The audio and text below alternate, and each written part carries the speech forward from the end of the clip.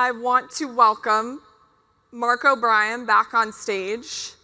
This is going to be such a fun surprise for everyone. I'm very, very thrilled for what's happening next, and I know Mark is as well. This is an award that has grown over the last couple of years, and it's such a special part of what we do here at the National Youth Sports Summit. Yeah, thank you. I think first and foremost, what this award represents for the industry is in the process that we embark on to identify individuals or organizations that really have an impact, which is why we name it the Impact Award, but truly a significant impact on the industry. And having the likes of Roberto Clemente Jr. And his contributions globally in the world on youth sports, Jenny Finch, U.S. Olympic champion, just a college champion, just a tremendous contributor to youth sports in the space of softball, and what she's done is incredible, and we honored her here last year. But this year is equally, if not a little bit more special, with no disrespect to our prior recipients, because of who's going to be receiving it this year. This is the LakePoint Impact Sports Award presented by Coca-Cola, and this award, as you said, means so much, but especially, we've already teased it up enough, right?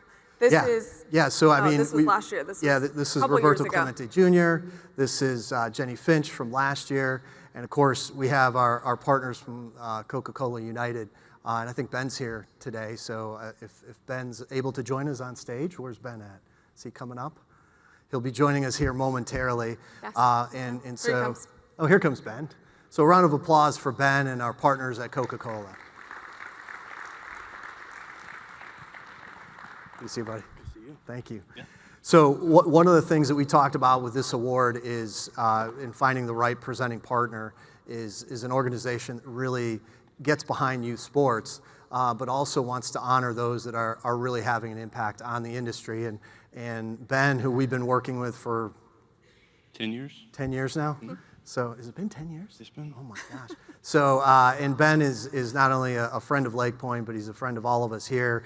He bleeds the Coca-Cola red, but I think he bleeds LakePoint blue as well, and just does a tremendous job supporting our campus. But this award, maybe share a little bit about why your organization wanted to get behind this award and the recognition. Yeah, absolutely. At Coke United, our core values are quality, excellence, integrity, and respect. So really it was a perfect fit for us to partner with you and do this on a yearly basis. It's really a no-brainer decision for us. Well, and we're grateful. They sponsor. You might see the U.S. flags on our stage here today, but the tremendous U.S. flag over the baseball village, over our campus, and that's also presented by Coca-Cola Bottling Company United. So we're incredibly grateful for the relationship, not only for the partnership we have here, but for the Impact Award itself. And so maybe without further ado, should we cue the video and show this year's Impact Award recipient? Well, I'm sorry I can't be with you tonight, but I really want to thank LakePoint Sports and Mark O'Brien for this recognition. Recognition is really not about me. It's about the work that we're committed to do and all of our businesses and our foundation in terms of supporting youth sports and youth activities at the highest level. And there's no organization and no cluster, no environment that does it better than what you've developed in our state.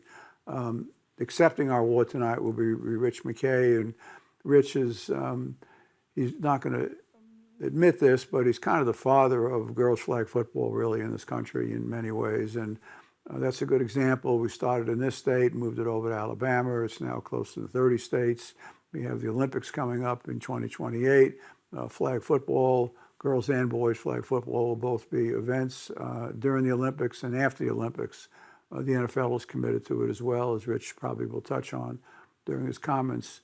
But sports, I just want to say generally, for young people, and talking about my own childhood and for young people today, is probably more important than it's ever been before, because young people today are distracted with a whole variety of things, social media, pressures in a variety of forms that are coming at them and affecting their childhood and affecting their ability to be outside, to play with others.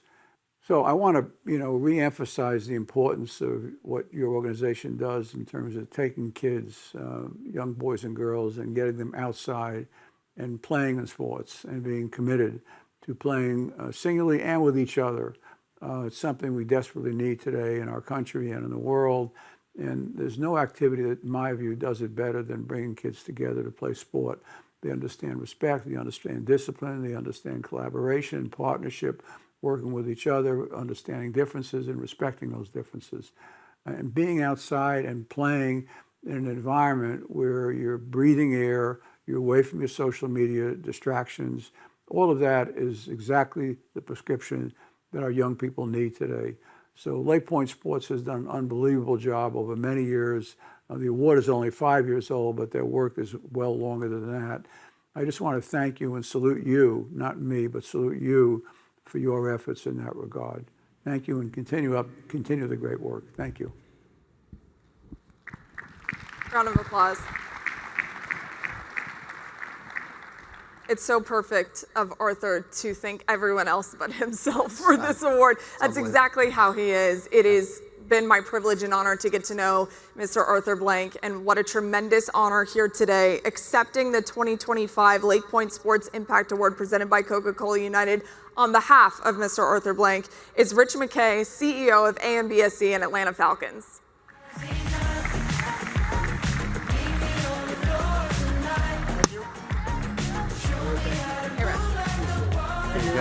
There you go.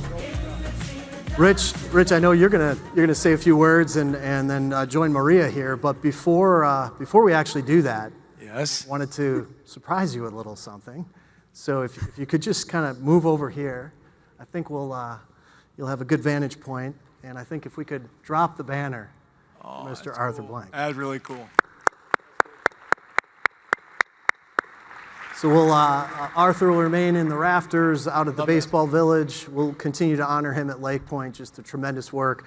I had the privilege to speak with Rich a month or so ago about this opportunity to honor Mr. Blank, and I was blown away by what Rich shared with me on all the unknowns. It's exactly what Maria said. Just he operates in such humility, grace, and he's incredibly generous. I was aware of a lot of the things he does, but Rich enlightened me, and it's more than fitting that he's the recipient, and we're so grateful and honored to have you here accepting it on his behalf. Happy to be here. Thank you for honoring the chief. He is the man for sure, and we'll talk about what he's done in the youth space, but he is a youth sports enthusiast, to say the least.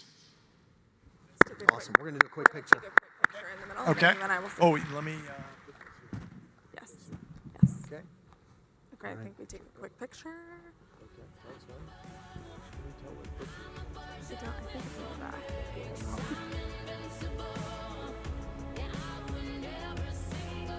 Okay, perfect. Awesome. Rich will hang back and sit with me. You'll sit over here. Rich, thank you. Is this for you? Thank you. Thank you both. Okay. Round of applause for Rich McKay and Mr. Arthur Blank, please. Arthur is one of the most generous people I've ever met in my life and will meet in my life. And I know that you could say the same thing, Rich. You have been with Arthur for so long. If we were going to put a number on how he's given back, it'd be a very large number. But similar to what Mark is talking about, try to enlighten the room on everything that Arthur has done within the last few years. Yeah, so if you look up the definition of philanthropist, there'd be a bunch of pictures, there'd be a bunch of people, and Arthur would probably be one of them. Yeah. He's given away about $1.5 billion in his foundation's existence. Probably 90% of that has gone in the state of Georgia. He's always wanted to give back to where he made his fortune. In the youth sports area, which I like, I love seeing people that are in the youth sports space. The cool thing that he has done is not just flag football and not just soccer and not just golf, and it's all areas. And I think he's given First Tee's two biggest gifts they've ever gotten in the history of First Tee, which is a long-running organization in golf. I think he's given both of those gifts. You know, in soccer, he's done the 100 soccer pitches across the state of Georgia. We built, I think, 44 of those now out of 100. But, I mean, those are just things that he does that doesn't look for the big press conference over, but does look to make that impact, and that hence the award. What do you think Arthur Blank's impact is, not just on this community, but on youth sports as a whole? I think it's the opportunity. You know, I think he's in the business of trying to give kids the opportunity to participate. It's not a requirement. It's not for everybody, but it is for anybody that wants it to be for them. And especially in those neighborhoods that don't have all the opportunities that others do. We'll go into those neighborhoods. We'll give grants. We'll do that. But he's also teaching. He's a teacher at all times. So we have these community foundations, community funds for the Falcons, for United, for MBS, for Mountain Sky or Mountain West, which is his stuff out in Montana. And in that, we have like 10 or 12 associates on each foundation. He gives them a couple $1 million a year, and they go out and make grants into those communities. And what he's trying to teach there is yeah, the grants are very important. The money, the impact is important. But to him, it's as impactful that he teaches the people that work for us, hey, this is what it's like to give money. This is what it's like to give back. And this is the impact you can make. And those are cool. For our associates, that's about as impactful as it gets. You're talking about the incredible efforts of AMBSE, Arthur Blank, when it comes to youth sports, and the fact that it's reached all over the country. You just touched what he's done out west as well. But what are some of the most recent developments in regard to AMBSE and youth sports, and what does the future hold? Yeah, so we'll go to flag football just to show you how he can make an impact. In flag football, we had an idea, you know, Chris Millman and Amanda Dinkle and our, what was then CR, I think we've changed the name, everybody seems to be changing the names. But they, you know, came with the idea of, hey, should we try girls flag football? We went into Gwinnett County, 19 schools, 230 girls played that year. This year there's over 300 schools. There's 9,600 girls playing flag football in the state of Georgia. And that is, you know, going back to him and saying to him, hey, we're gonna have to make grants that go to these schools that are in many, many areas that cannot afford to start the program. So we made those grants, and I think this year alone, that total was over $2 million.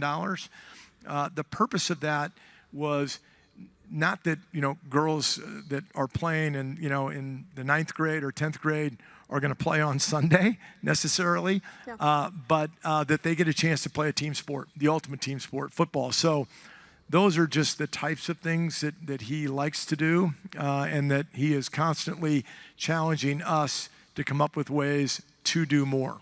You've also had your hand in flag football a lot in conjunction with Arthur. How have you seen it grow within the last few years? I'm all in for flag football because I'm all in for people being able to play football and access football, and tackle football is not for everybody, which we get. So for me, I had a father that was a football coach, and he told us, hey, no tackle football for you until you get to 9th grade. So we were flag football players. So I'm all in for that. I think what it does, it gives people, especially in the girls' world, it gives them another team sport that they can have access to, that they can learn all the concepts of teamwork. Beyond the skills of throwing, catching, blocking, it's the teamwork and the idea that it's all for one for all. I think that's fantastic. And for those in the room that aren't familiar, these young ladies have an opportunity to play in Mercedes-Benz Stadium sometimes. Yes, they do. They play state championships there. We've now gone into the college space. You've got college. I think you'll get it at the, well, I will call it the NCAA. I'm not sure it's the NCAA forever, but let's just call it the NCAA. I think you'll get there with that. You've certainly gotten there at the middle college level. So we love having them in the stadium. Love the fact the finals are there. But we like just the fact that last year you had the State House in the state of Georgia pass a resolution that said every school in the state should be required to have girls flag football. That's a cool resolution. It's really incredible. There is a catchphrase that Arthur uses in your building that you told me about. No finish line. No finish Yes, line. just There look is. at it, it's right behind me right now, because that's kind of how he operates. There's no finish line. Tell me a little bit more about that. So that's just kind of him.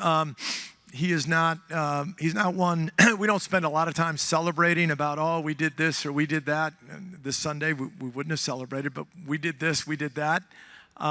It's more about what are we going to do next, and that's kind of how he operates. He has operated that way ever since he was a kid. But that picture, that phrase sits right behind his desk in various offices. And he certainly uses it with us, because anytime we do anything, the question is, what are we going to do next? That's a good way to look at it. I mean, I think he looks at it and says, when we got the FIFA World Cup, you know, that's about as big a thing that it's a generational opportunity for Atlanta and the state of Georgia.